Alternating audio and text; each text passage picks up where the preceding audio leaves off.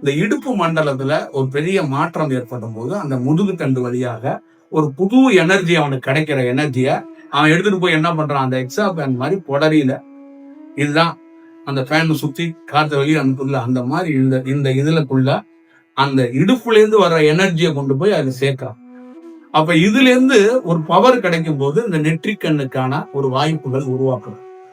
இப்ப இந்த வெளிச்சத்துல இருந்து என்ன பண்றான், இந்த உலகத்துல இருக்கின்ற அனைத்து ரகசியத்தை தெரியறதுக்கான வாய்ப்புகளை உருவாக்குறான். அந்த செயல் வடிவத்தை பார்க்கறதுக்கான ஒரு வாய்ப்புகள் அங்க உருவாக்கப்படுகிறது. இப்படி இதுக்குள்ள உயர்ந்த செயல் வடிவத்தை தான் இப்படிதான் ஞானிகள் தியானத்துக்குள்ள கண்டறிந்து ஒரு வேலையை பண்ணாங்க.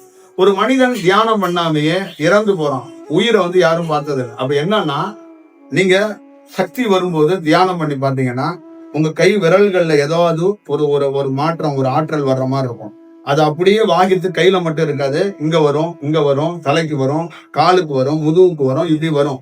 இப்ப இந்த சக்தியோட தன்மை என்னன்னா, உடல் முழுக்க வாங்கிக்கணும்.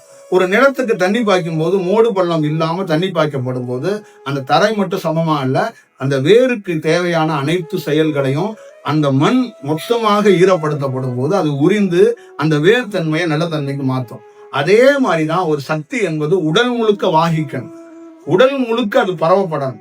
அப்ப உடல் முழுக்க பரவப்பட்டாதான் ஒரு பெரிய மாற்றம். அதே போல இந்த உடல்ல ஒரு மனிதன் எதையும் பண்ணாம அப்படியே வாழ்ந்துட்டு இருக்கும்போது அவன் உயிர் எப்படி தெரியும்னா, கொஞ்சம் கொஞ்சமாக உடல்ல மேல இருந்து அவன் தலையில இருந்து உச்சங்கால் வரைக்கும் கீழே பாதம் வரைக்கும் அந்த செல்கள் எல்லாமே ஒன்று ஒன்றாக அப்படியே உதிர தொடங்கும்.